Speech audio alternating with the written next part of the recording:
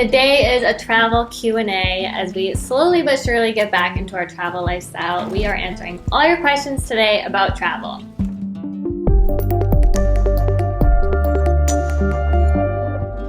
So welcome back to our channel. If you're new here, I'm Steph. I'm Katie. This is Theo. Theo, say hi. We are a married lesbian couple from Vancouver and the creators of Let's See the World. So today we're answering all your questions about travel. We are slowly getting back into things now, traveling just within our province, hopefully one day around the country, and then beyond that, internationally again. And so we thought we would answer all of your travel questions because we do get a lot of them, so let's dive in. Question number one, how did we get into traveling? I would say that traveling is always something that we talked about, even from right when we first met. Right from the beginning. Yeah, actually one of the first things we did was we took a little trip down to Portland together. So, we started out traveling right from the very beginning of our relationship and kind of haven't looked back. Yeah, we've always taken small trips and done as much traveling as we could throughout the years, and then it wasn't until after our wedding in 2015 where we really decided to make travel a part of our full-time lifestyle. And so for those past, 6 almost years, we've been traveling as much as possible. Obviously this past year and a half, not so much. We've really just worked it into our lifestyle and done everything possible to make sure that we can be flexible, travel as much as we want, work remotely, have properties that are earning income for us, passive income, all those things. So yeah, it's always just been a really big part of our life and a really big priority for us. Question number two, how do we afford so many trips? So that works kind of right into everything that I was saying. Yeah, definitely. If you saw our property video, you'll know that is a very big part of it. Yes. We've always leveraged our properties, whether it's our property in Vancouver or Ontario. The way we leverage our properties is through rental income, so we always have a little bit of extra cash that we can spend on trips. Yeah, that's a big part of it and always has been. Along with just getting creative with how we travel, we've done things like home exchanges in the past. So basically swapping our home for somewhere that we're going, either like a direct exchange or non-simultaneous exchanges, things like that. Like if we're traveling, we'll often be renting our place at home. So making sure that we're kind of offsetting that cost, and that really helps us allow for longer trips and traveling more long-term, which is what we were kind of doing up until the pandemic hit. And then also just working it into our business as well. So we do run Let's See the World as a business, and so we do often travel for work as well, so that's a big part of it too. Question number three is, do we do research on where is LGBTQ plus friendly and safe for us to go? And the answer is yes, definitely. Definitely yes, and actually a lot of the research that we do ends up going into our blog posts about how lesbian-friendly, queer-friendly, LGBTQ-friendly a destination is. For sure. When we first started traveling together, there was really a lack of information online about this, and that was one of the reasons why we started Let's See the World, was because we weren't finding the information that we wanted. Luckily, there is a lot more now, and we do always do the research on what the laws are in different countries, what the kind of culture and public opinion is among the locals around things like same-sex couples, and whether or not it is safe for us. Obviously, safety is very subjective. I mean, traveling as women and traveling as a lesbian couple inherently is not necessarily safe, but we do always take precautions, and we do always look into places where there is more risk and where we'll feel comfortable being ourselves and being out and open and things like that. Question number four is, what is the first trip we ever took together? You touched on it a little bit already. Yeah, as I mentioned, it was down to Portland, Oregon. And Seattle too. Yeah, Seattle, that's true. So what we did is, I actually gave Katie this trip as a birthday present, which is funny because we had just met, and that was when we officially started dating, was my birthday. Yeah. So I just figured that it was gonna work out just fine. Yeah, it was a good first trip, short little road trip, city trip, and I think that set the tone for how we liked traveling together. Yeah, I think we discovered that we traveled well together, so that was excellent. Yeah. Next question, what is it like traveling as a couple? I mean, this is a broad question in the sense of, I think that a lot of couples travel differently. So I know a lot of people will go and kind of do their own thing if they have different interests. Luckily, Katie and I have a lot of the same interests. So typically when we travel together, we do everything together. We also like each other a lot at homes.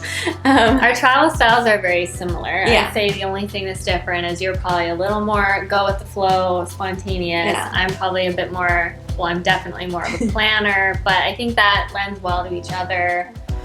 Yeah, so I think that we have a good like travel style that matches. Yeah. And then in terms of traveling, like as a lesbian couple, obviously, like we are just out and open everywhere we go unless we ever feel unsafe, which doesn't usually happen. And so, yeah, I mean, sometimes we're like answering questions from strangers who think it's odd that we're a couple or whatever it may be, and like explaining ourselves a lot. But I mean, that's fine with us. Yeah, and then in terms of Airbnb hosts or, you know, people working at hotels, we're always open about being a couple. We haven't really had any awkward encounters. But, you know. We also have a lot of privilege, obviously, so we know that we can do that and still feel safe and comfortable most of the time. So I think it's up to everyone's own individual comfort level, traveling as a same-sex couple, like how you feel outing yourself, and obviously it's a very personal decision. Question number 6, how do you pick where you will travel to? Obviously right now we are super limited in where we can travel, so gone are the days where we could just kind of go anywhere in the world. Throughout the pandemic, we have been following all of the Canadian travel advisories and just sticking within our province. We haven't left BC now for the past 18 months, and we're going to probably still do that for the remainder of this year, just stick within the province. We have some local like road trips coming up, and then probably beyond that, we'll start traveling within Canada again, and then beyond that, who knows? Under normal circumstances, Katie and I both have lists of places that we want to go to, and a lot of the same places are on those lists, which is great.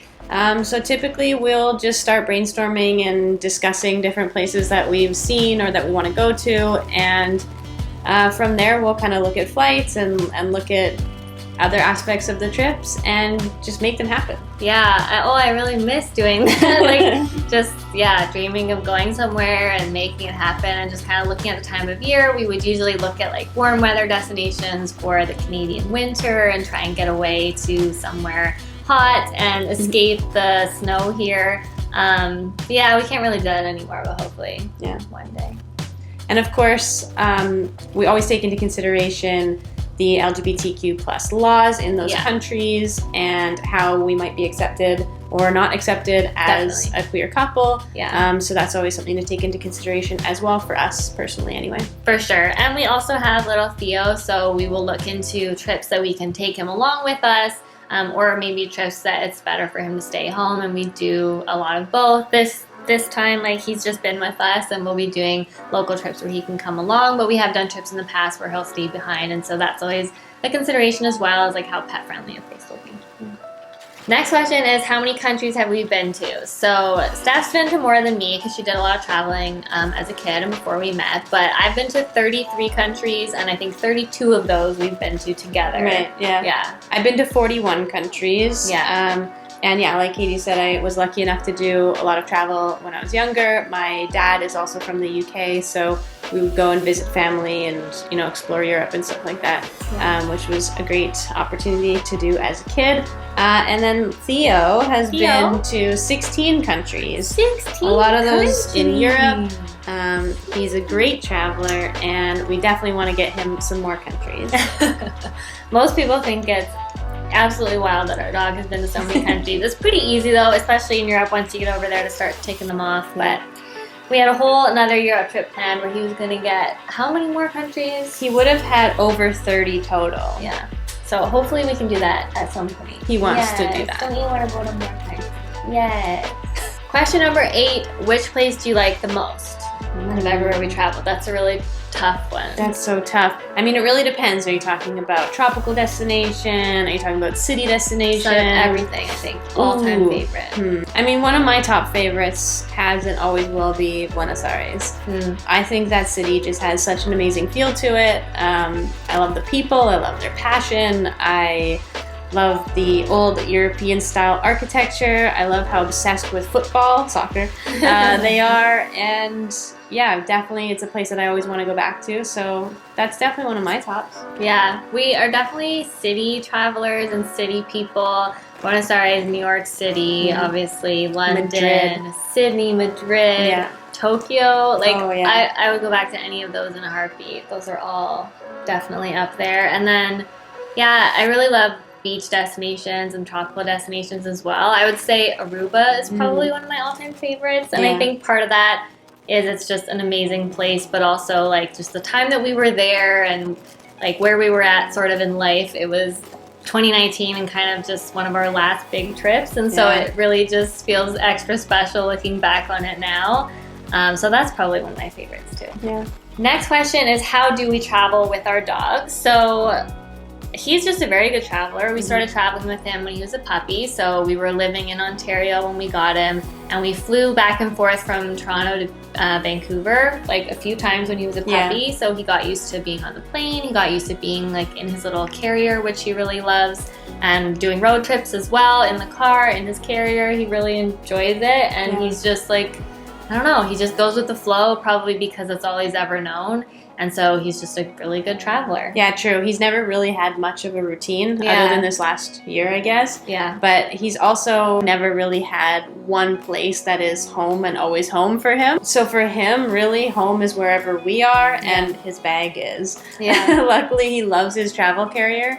And any place we're sleeping that night, if he's got his bag, he's happy. So that makes it really easy. For sure. We do have some articles on our blog about traveling with a pet. If you are thinking about doing some traveling with your dog, obviously make sure that it's the best thing for them. And, you know, if they're healthy and up for it and they're not super anxious and they're not going to be like troubled by the change in routine. But yeah, we do have some tips on there just about like, especially flying with pets. And you can check them out. I'll put them in the description box below. But we love traveling with little Theo. He's coming on some road trips with us this month, and we're super excited. Question number 10, what is our favorite thing about traveling? I think I would probably answer this differently than Katie, but for me, it's the spontaneity. Yeah, I mean, there's definitely a sense of that I love. I'm very much like a planner, and I like to anticipate what's going on, but I do just really love the excitement of being in a new place.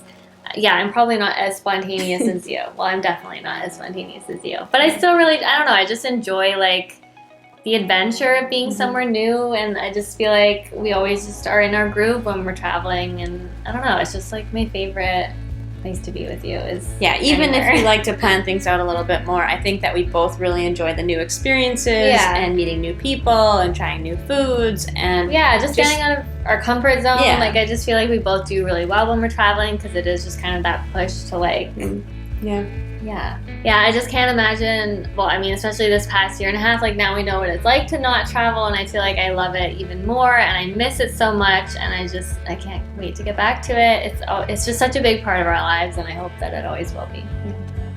Question number 11, what are our post-pandemic travel plans? It's hard because, I mean, we're still very much in this, and we really don't know what's going to happen. So we're really just kind of being cautious. We've postponed a lot of trips. We've canceled a lot of trips, and we're just kind of waiting to see. But coming up this fall, we just have local stuff happening in BC. Anything that was out of the province or out of the country, I think now we've postponed until next year sometime.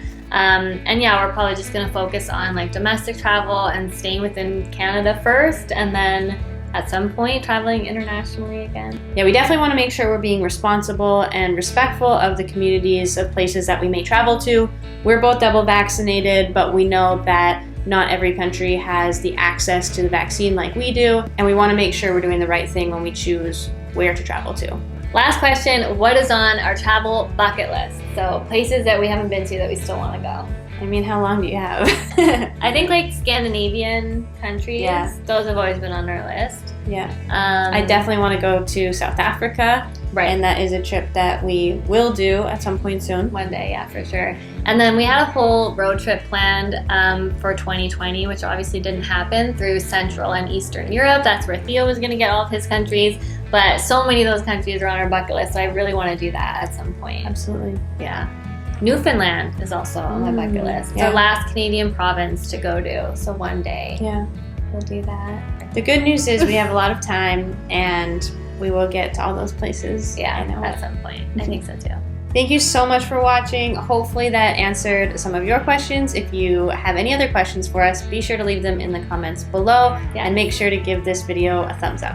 I would also love to hear where your bucket list travel destinations are, so leave those in the comments too, like all the places that you are just dreaming of going one day, and we can all dream together about traveling again one day. Also, be sure to subscribe to our channel. We put out a new video every Friday, so hit that subscribe button so you don't miss out. Theo says thank you for watching, and we'll see you next time. Bye!